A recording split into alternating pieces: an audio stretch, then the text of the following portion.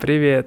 Меня зовут Сергей, и добро пожаловать на мой канал по-русски издалека. Сегодня я продолжаю серию моих видео истории из жизни замечательных людей, и в этот раз я расскажу вам о жизни Федора Михайловича Достоевского.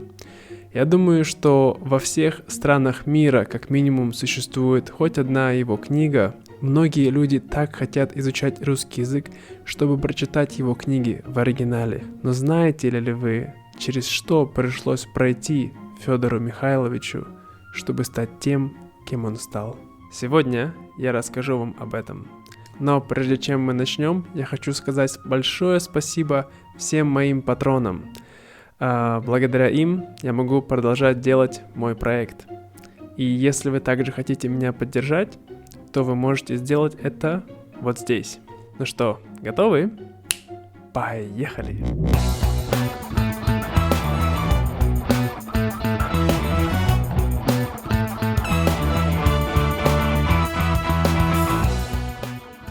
«11 сентября 1821 года родился Федор Михайлович Достоевский в семье небогатого дворянина Михаила Достоевского. Отец работал в Мариинской больнице для бедных, и там они жили в детстве. В семье было 7 братьев. Дома Достоевских всегда был патриархальный порядок, то есть всех всегда приучивали к тому, что мужчина главный. Когда Достоевский был маленький, он очень много читал. Он читал Гоголя, Пушкина, Шиллера и многих других писателей, хотя эти были его самые любимые. Когда Федору было 16 лет, его мама заболела чехоткой и вскоре умерла. Тогда отец ушел в отставку и купил имение Даровое, куда он ехал с остальной семьей и пытался там вести хозяйство, хотя и не очень успешно. В 1837 году Достоевский поступает в инженерное училище. Ему совершенно не хотелось туда поступать, ему нравилась литература, но отец решил так. И когда в 1839 году его отец умер, то уже через 3 месяца он написал своему брату, что он уходит оттуда и не будет продолжать там учебу, потому что он хочет стать настоящим писателем. Отец умирает от инсульта, хотя есть и другая теория в том, что его убили его крестьяне, с которыми он плохо обращался. В дальнейшем во многих романах Достоевского проходит тема отцов и детей, а также отца-убийства в романе «Братья Карамазовы». В 1845 году Достоевский публикует его первый роман «Бедные люди». Некрасов и Григорович, друг с его учебы, они прочитали этот роман, им настолько он понравился, что они пришли к Достоевскому домой в 4 часа утра и разбудили его и сказали: «Это выше сна». Также Некрасов сказал, что новый Гоголь явился. Кроме того, в то время знатный критик Белинский, который был очень скромен на похвалу, прочитал этот роман и был в восхищении. Он говорил: «Какой прекрасный Достоевский, он наш новый гений». И все его обожали тогда: Тургенев, Белинский и многие другие писатели. От всего этого у Достоевского вскружилась голова. Он считал себя гением, и он очень много хвастался об этом своему брату в письмах. Однако, как бывает у многих писателей, после первого романа вторые идут уже не так легко. И он пишет некоторые повести, такие как «Двойник», «Хозяйка», но они не выходят очень хорошо. И над ним начинает посмеиваться в его литературном кружке Белинского. Разругавшись с кружком Белинского в 1847 году, Достоевский присоединяется к новому кружку, к социалистическому кружку Петрашевского, в котором мыслители того времени собираются каждую пятницу и обсуждают важные темы в обществе. Однако среди этих людей также был агент-провокатор, который доносил на них в полицию. На одном из этих собраний Достоевский читал переписку Белинского с Гоголем, в котором осуждалась религия, после чего он и другие петрошевцы был арестован и приговорен к смертной казни. Их арестовали за попытку якобы разрушить государство, хотя, конечно, это не было правдой. Дело в том, что в то время Николай II, император России, он видел везде заговоры, и поэтому здесь он тоже так подумал. И 22 декабря 1849 года на Семеновском плацу перестает казнь этих петрошевцев. Об этом случае Достоевский писал так. «Там всем нам прочли смертный приговор. Я стоял шестым. Вызывали по трое, и жить мне оставалось не более минуты».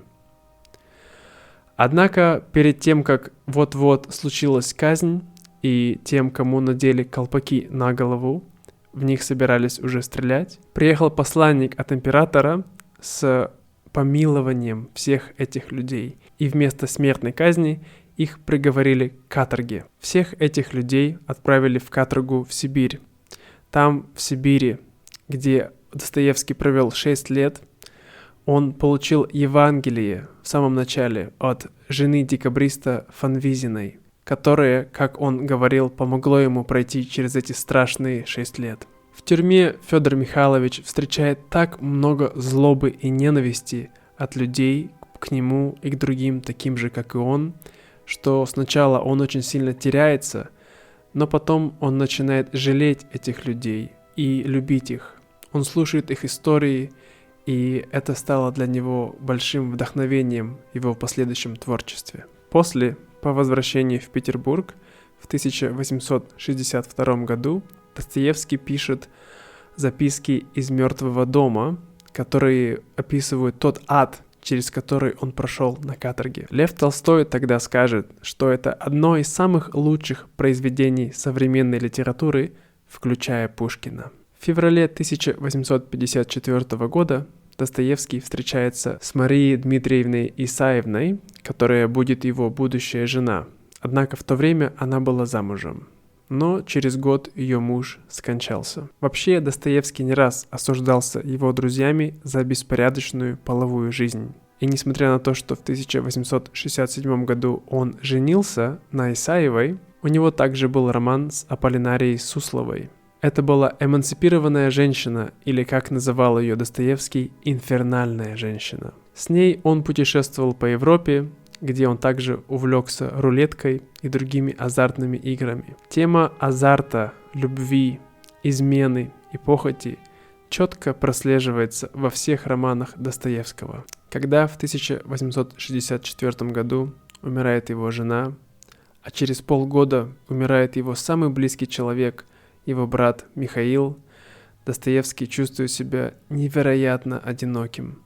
В течение нескольких 2 лет он пытался сделать предложение 4 раза, но всегда он получал отказ. Кроме того, Достоевский страдал от эпилепсии, которая мучила его всю жизнь. У Достоевского было много долгов, которые он также перенял от брата, когда тот умер. Вообще, всю жизнь Достоевский имел проблемы с деньгами, и по меркам его сословия он жил всю жизнь в нищете. Часто деньги в романах Достоевского становятся основным двигателем сюжета. Достоевский получал малые деньги за его романы и часто имел проблемы с кредиторами и издателями. Когда Достоевский нанимает молодую стенографистку Анну Григорьевну Сниткину, она помогает ему написать роман «Игрок» всего за 26 дней. Во время совместной работы он в нее влюбляется и просит руки и сердца. Она соглашается, и в 1867 году они венчаются. Впоследствии она родит ему 4 детей, 2 из которых умрут детьми.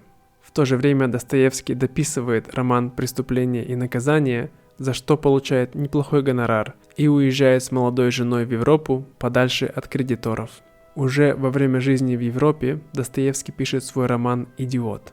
И снова он пытается поправить свое финансовое положение с помощью рулетки и азартных игр, хотя ему очень сильно не везет. И в 1871 году Достоевский окончательно заканчивает свою зависимость и после никогда не притрагивается к ней. Однако только в последний год его жизни он и его жена полностью расплачиваются со всеми их долгами.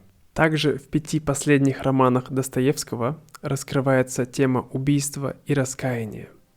Некоторые люди говорят, что только тот человек, который убил сам, может так подробно и глубоко описывать чувства этих убийц. Однако Федору Михайловичу не надо было никого убивать, потому что он провел 6 лет в тюрьме на каторге со многими заключенными, которые рассказывали ему истории своей жизни. И в его романах идет упор не на то, кто убил, а на то, что чувствует убийца. И последняя и самая важная тема для самого Достоевского – это тема Бога. Через всю жизнь он пронес вопросы о Боге. Когда в его романе «Братья Карамазовы» сын убивает отца, он оправдывает это тем, что говорит: «Ведь если Бога нет, то все позволено». Многие писатели того времени критиковали Достоевского за чрезмерную религиозность. Однако сам он себя фанатиком никогда не считал, потому что он верил, что пришел к этой вере осознанно. Многие герои Достоевского нарушают заповеди и познают Бога через преступления, и, оказавшись на дне, они познают истину. Ну, это все на сегодня, друзья. Надеюсь, вам понравилась история о Федоре Михайловиче Достоевском. А вы читали его романы? Напишите, пожалуйста, в комментариях, что вы думаете о нем, а также про кого следующее видео я должен записать. Еще раз спасибо всем, кто меня поддерживает, и если вы не подписались на мой канал, то, пожалуйста, делайте это сейчас. Подпишитесь, поставьте лайк, мне это очень сильно поможет. Желаю вам отличного дня, до скорого и пока-пока.